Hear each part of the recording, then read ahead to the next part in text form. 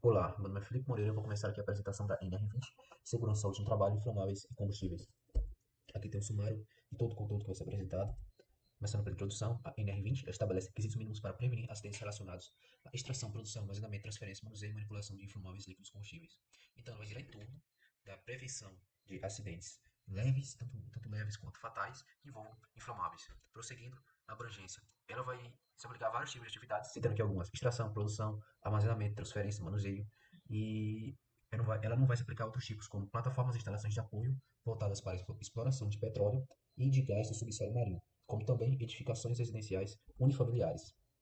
Definições. Aqui a gente tem as definições dos inflamáveis, começando aqui pelos líquidos. São líquidos, os líquidos vão possuir o ponto de fulgor menor ou igual a 60 graus. Esse ponto de fulgor é a situação no qual o inflamável ele vai ter que ter para liberar substâncias que vão resultar na combustão desse inflamável. Então aí, dos líquidos, vai ser menor ou igual a 60 graus Celsius. Agora falando dos gases, eles vão precisar estar a 20 graus Celsius e uma pressão padrão de 101,3 kPa. E falando agora dos líquidos combustíveis, o ponto de fulgor deles será maior que 60 graus Celsius e menor ou igual a 93 graus Celsius. As instalações elas são divididas em classes. Basicamente que elas vão se dividir pela quantidade de gases inflamáveis que elas vão comportar. Aí a classe 3 vai lá comportar acima de 600 toneladas, a classe 2 de 60 até 600 toneladas, e a classe 1 acima de 2 toneladas até 60 toneladas. Bom, continuando aqui, projeto de instalação.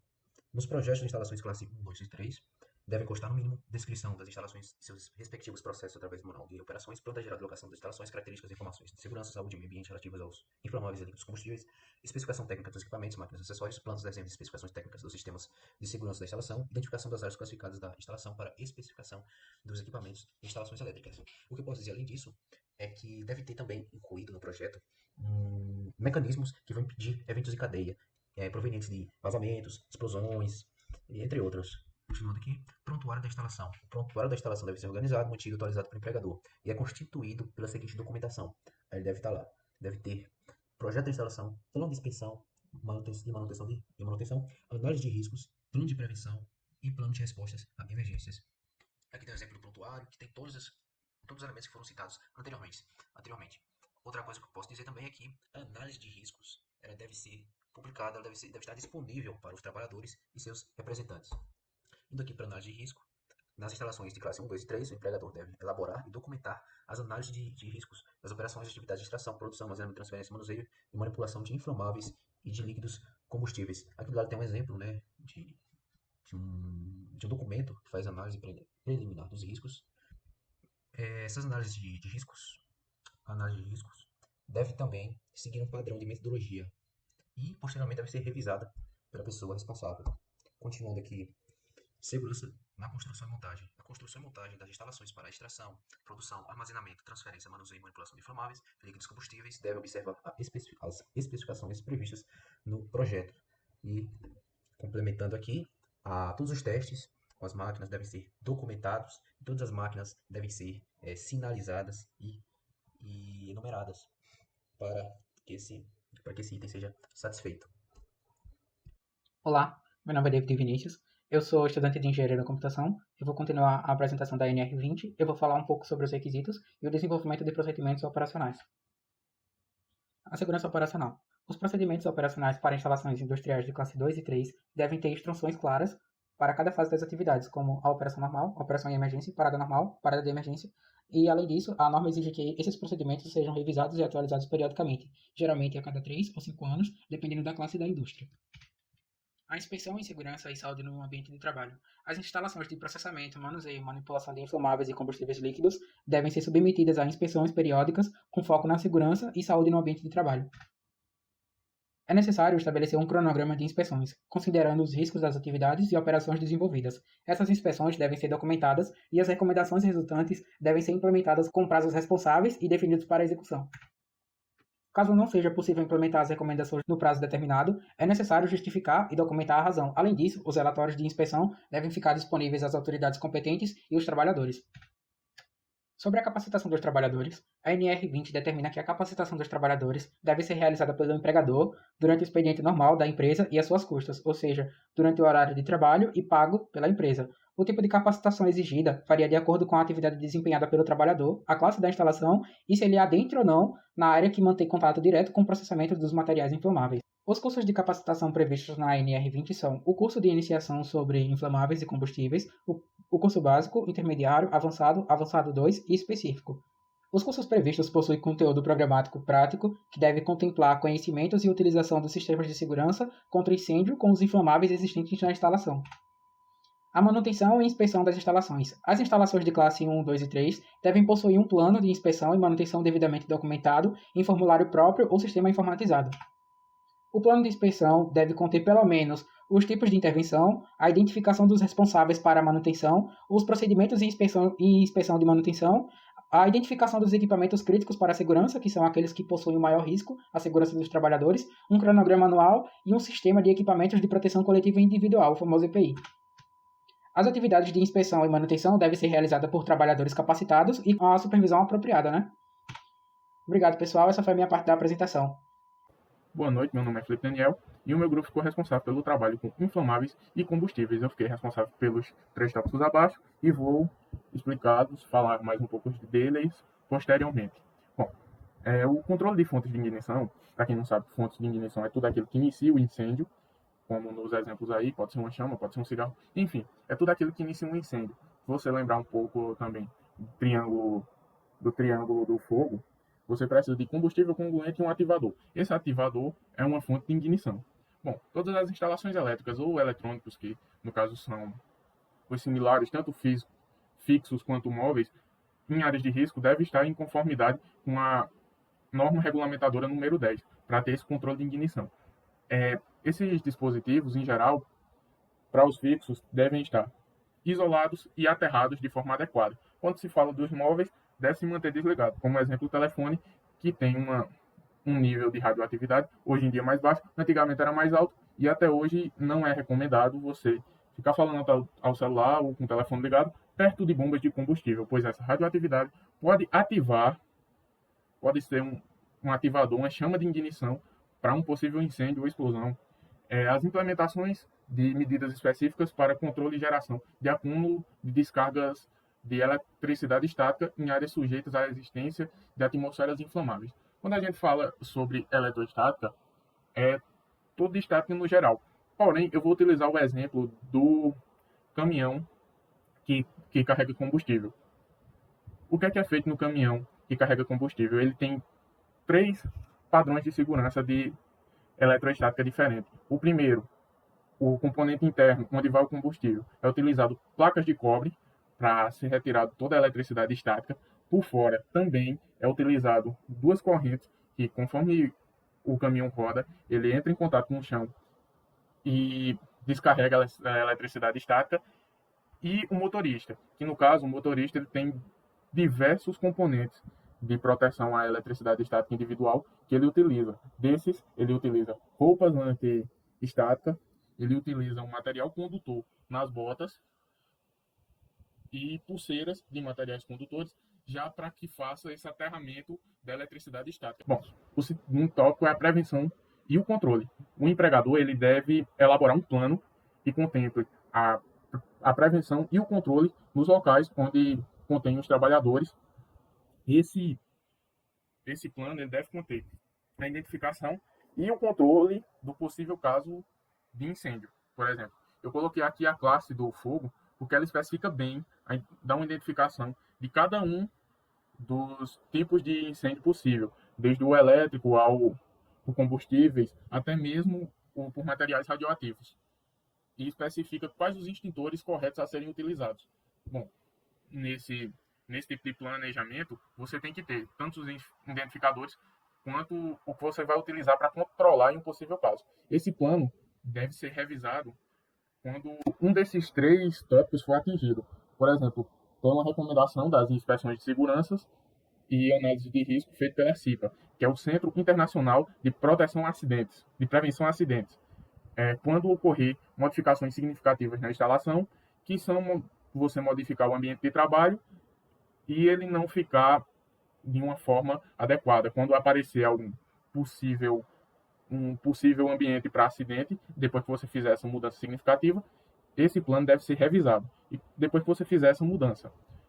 E quando ocorrer um vazamento, um derramamento, um incêndio ou uma explosão no local. Quando acontece qualquer tipo de acidente, esse plano de controle ele tem que ser revisado, pois houve alguma falha na prevenção e no controle.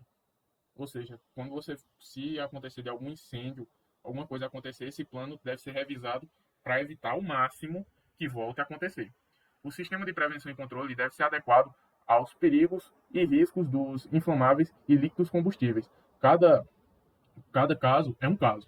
Ou seja, você pode ser que seja alguma norma padrão para todos, mas pode ser que não. Ou seja, todo caso é um caso. Todo caso deve ser analisado de forma isolada e adicionada ao plano de prevenção e controle. Os tanques, por exemplo, que armazenam o líquido inflamável e combustível, devem possuir um sistema de contenção dimensionado e construído de acordo com normas técnicas nacionais. No caso, essa que seria a bomba de combustível deve ter as bacias de contenção, que é um local que é vedado o armazenamento do material e dos recipientes ou similares no interior, que ele permanece vedado, com exceção de quando há atividades de manutenção ou inspeção. Quando vão fazer a manutenção ou a inspeção do local, ele é aberto. Caso contrário, ele tem que permanecer vedado para que não haja risco de contaminação desse material com o ambiente. E para instalações como as esferas de armazenamento de gases inflamáveis, o plano deve prever testes do funcionamento dos dispositivos e sistemas de segurança. Por exemplo, você deve ver se no sistema não há nenhum tipo de vazamento e se os dispositivos, como no caso estamos falando de gases, geralmente tem um dispositivo que ele calcula a pressão. Se nos testes esse dispositivo, se for visto que ele está quebrado, ele tem que ser trocado imediatamente. Eu sou estudante de Engenharia de Controle e Automação da UFRPE e hoje eu vou mostrar sobre o plano de resposta a emergências da instalação, que é a norma 20.15. Nela se diz que o empregador deve elaborar e implementar plano de resposta à emergência que contemple ações específicas a serem adotadas na ocorrência de vazamentos ou derramamentos de inflamáveis e líquidos combustíveis, incêndios ou explosões. O plano de prevenção e controle de vazamentos, derramamentos, incêndios, explosões e emissões fugitivas e o plano de resposta a emergências da instalação podem ser constituídos em um mesmo documento. Então, no caso, já que o plano de resposta ele tem que ter as normas técnicas nacionais, ou caso essas estejam omissas ou em falta, deve seguir as normas internacionais e as suas devidas características pertinentes e também variando da complexidade e do ocorrido. Então, no caso, a 20.15.3 diz o seguinte, que nos casos em que os resultados das análises de riscos indiquem a possibilidade de ocorrência de um acidente cujas consequências ultrapassam o limite da instalação, o empregador deve incorporar no plano de emergências ações que visem a proteção da comunidade circunvizinha, estabelecendo mecanismos de comunicação e alerta de isolamento da área atingida e acionamento das autoridades públicas. O que isso quer dizer? Quer dizer que em caso de um acidente, que isso pode afetar fora do local daquela empresa e afetar a comunidade em geral e até os vizinhos em volta, essa empresa ela tem que criar um plano de resposta que efetivamente possa avisar e conter na medida do possível para que essas ações, esses acidentes não se agravem mais na empresa e também afetem a área ao redor do local. E dependendo da análise, isso se torna obrigatório. Se a empresa vê, o empregador vê que, dependendo da sua instalação, de seus riscos, isso pode afetar as áreas em voltas, ele é obrigado a avisar e colocar todas as pessoas que podem ser afetadas por volta da empresa a serem cobertas por esse plano, e sendo um meio de avisar ou de até mesmo intervir na convivência social em volta, em torno do acontecimento. E no caso também, todo esse documento, esse plano, ele tem que ser totalmente reavaliado na questão de que os exercícios de de prevenção contra esses acidentes foram feitos, e não só os de prevenção, os de respostas aos acidentes que podem ser ocorridos. Isso tem que ser levado em conta e tem que ser avaliado sobre tal coisas, os pontos que precisam melhorar, e não só com esse fator, e sim também com a finalidade de verificar se essa eficiência desse plano está sendo boa, está sendo coerente com a necessidade do plano. É isso, obrigado. Bom, meu nome é Rodrigo Dias, aluno de Engenharia da Computação, e vou falar um pouco das seções 20.16 e 20.17 da NR20. A seção de número 20.16 dessa NR ela diz respeito à comunicação de ocorrências. A seção ela começa falando do dever do empregado de comunicar às devidas unidades a ocorrência de vazamentos, incêndios ou explosões envolvendo inflamáveis e líquidos combustíveis, tendo como possíveis consequências a morte de trabalhadores, queimaduras de segundo ou terceiro grau, entre outras consequências. Também são passadas informações que devem ser preenchidas juntos à comunicação, além de diversas instruções para tal. Já a seção 20.17 da NR20 inicia reiterando a responsabilidade das contratantes e contratadas de cumprirem essa norma. A partir disso, a seção se divide em duas partes, a responsabilidade das contratantes e as responsabilidades das contratadas. Algumas das responsabilidades da contratante são o cumprimento dos requisitos de segurança para as contratadas, verificação e avaliação do desempenho de segurança e saúde no trabalho nos serviços contratados. Já as responsabilidades das contratadas são o cumprimento dos requisitos de segurança especificados pela contratante e pela norma, além de que a empresa contratada deve garantir e se certificar de que seus empregados eles participem das capacitações em segurança e saúde no trabalho, promovidas pela contratante. Oi, eu sou Vitor Cavalcante, de Engenharia de Computação, e vou falar sobre os anexos da NR20. Neste anexo é falado sobre os cursos de capacitação para os funcionários, como é mostrado aí no slide, seja de específica, pontual e de curta duração, até segurança e saúde no trabalho, na primeira tabela. Na segunda tabela é do básico ao avançado. No avançado 2, por exemplo, é falado sobre inflamáveis, fontes de ignição e seu controle, estudo da norma regulamentadora N20, permissão para o trabalho com inflamáveis, planejamento de resposta à emergência com inflamáveis e noções básicas de gestão de mudança. Anexo 2. Instalações que constituem em exceções a aplicação do item 20.4. Já nesse anexo, é falado sobre requisitos para instalações que desenvolvem atividade de manuseio, armazenamento, manipulação e transporte com gases inflamáveis acima de 1 tonelada ou mais. Como é visto na tabela, um exemplo é que, para a instalação da tubulação de 1 tonelada, são necessários 2 trabalhadores. Anexo 3. Tanque de líquidos inflamáveis no interior de edifícios. Neste caso, tendo como principal requisito, os tanques de líquidos inflamáveis somente poderão ser instalados no interior dos edifícios sob a forma de tanque enterrado e destinados somente a óleo diesel e biodiesel. Deve respeitar o máximo até 5.000 litros por tanque e por recinto, bem como o limite de 10.000 litros por edifício. Possui sistemas automáticos de detecção e combate a incêndios, bem como saídas de emergências dimensionadas conforme a norma básica da TEC. E por último, o anexo 4. Objetivo 1. Este anexo estabelece os requisitos de segurança e saúde no trabalho para as atividades com exposição ocupacional ao benzeno em postos de serviço e vendedores de combustíveis automotivos. 2. A disposição estabelecidas aplicam-se às atividades com exposição ao benzeno em postos de combustíveis. 3. Uma das responsabilidades é: cabe à empresa contratar outra empresa, desde que conste obrigatoriamente no cumprimento das medidas desse anexo. Outro é: cabe ao funcionário zelar pela sua segurança e saúde ou de terceiros que possam ser afetados pela exposição ao benzeno. 4. O conteúdo do treinamento dado aos membros da CIPA que operem com combustíveis líquidos contendo benzeno deve enfatizar informações sobre os riscos da exposição ocupacional a essa substância. 5.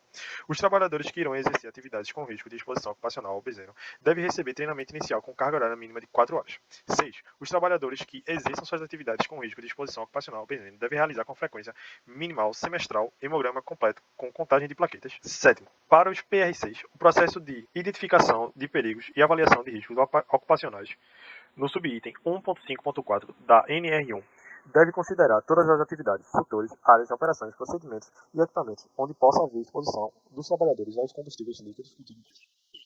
Os PRC devem possuir procedimentos operacionais com objetivos de informar sobre os riscos da exposição ao benzeno e a medida de prevenção necessárias. 9.